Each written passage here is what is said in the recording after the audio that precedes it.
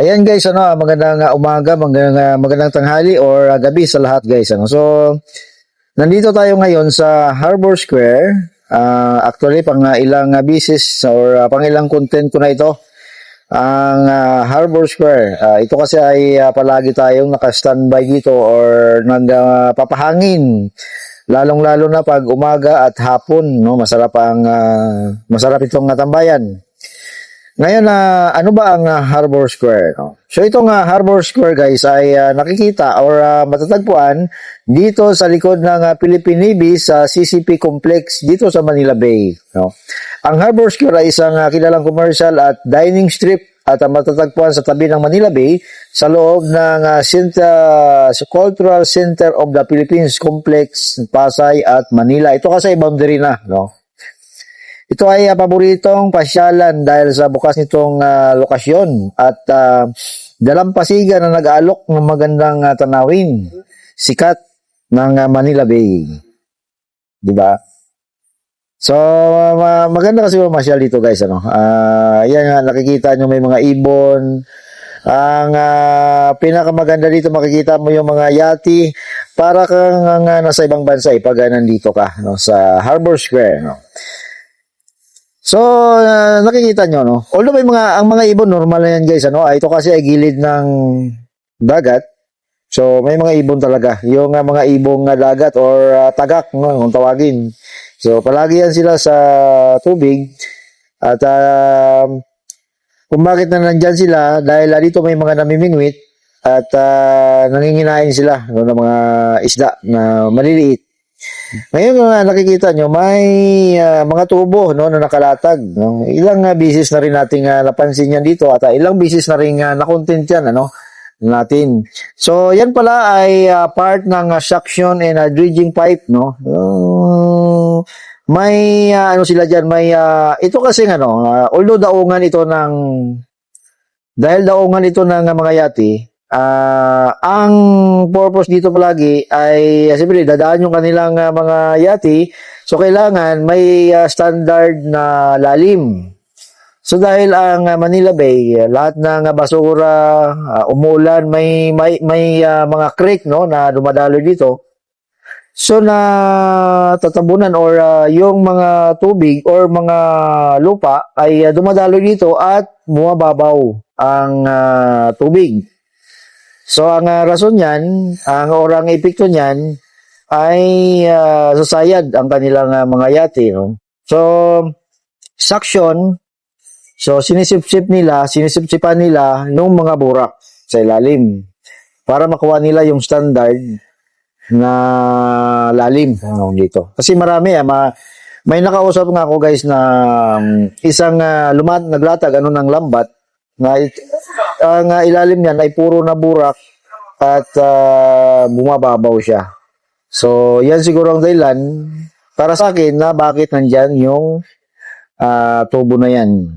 Yan. May suction or dredging pipe sa activities. So, kung napansin din natin, kung dati maraming mga yati, ngayon ay wala na, wala na masyadong mga yati. At itong tubo na yan, nakaharang dyan sa gitna. Dati yung banda dyan, itong portion na ito, puno yan ng mga yati. Pero sa ngayon ay wala na. Ang natira na lang ay yung tubo.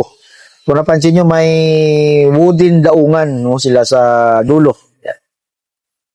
So dito lang yan guys sa may Philippine Navy. Kung nakikita nyo yung building, yan ang Bangko Sentral. Yan ang kanilang barge na kung saan ginagamit nila pang dredging. At yung mga building na yan sa Kamaynilaan. So ang nakikita niyo mga yate guys ay mga yate yan po ng mga members ng Manila Yacht Club. Yung mga ating mga kababayan na may mga nagmamayari ng yate. So pa-member ka dyan and then pwede ka nang mag-park ng iyong yate. Of course, may kaukulang bayad po yan. Hindi po, wala pong libre ngayon. So, park ka dyan with membership fee and may kasama na yan ang parking fee o terminal fee dyan. So, dito rin guys, sa mga mahilig mamingwit, no?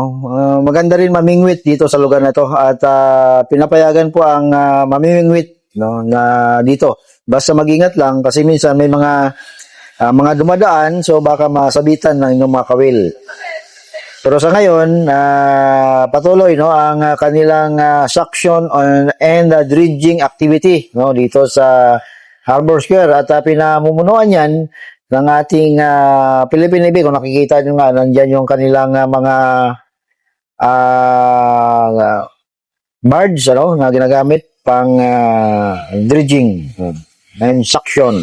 So dito rin guys nilagay ang mga yate dahil ito ay may breakwater or isang pader na mga bato. Yung nakikita nyo ng kalinya na yan, yan po ay breakwater. Pader po yan na bato na nagprotekta sa mga yate para sakaling may malaking alon, no? So hindi sila matamaan or madamage kasi pag malaking alon or pag walang breakwater, magbabanggaan po mga yan. Hindi yan tulad sa mga sasakyan na pag pinarking mo ay steady na siya. Itong yate, siyempre pag malakas yung alon, maring magbanggaan yan or baka maputol ang kanilang mga angkla and pwedeng madamage ang mga gilid, no? Mahal din magpa-repair ng yate.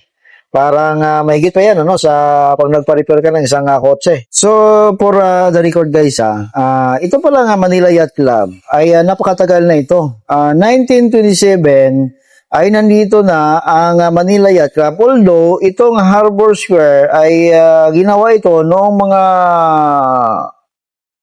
2000 pa lang, ano? So, mas nauna pala ang Manila Yacht Club sa tinatawag na Harbor Square. Kasi ang Harbor Square actually ay dati ito ay ginagawang joggingan at tambayan lang ng mga siklista, no, mga nagbabike. So hanggang ito ay dinibilop noong kalaunan na. So yan ang history pala nitong Harbor Square guys.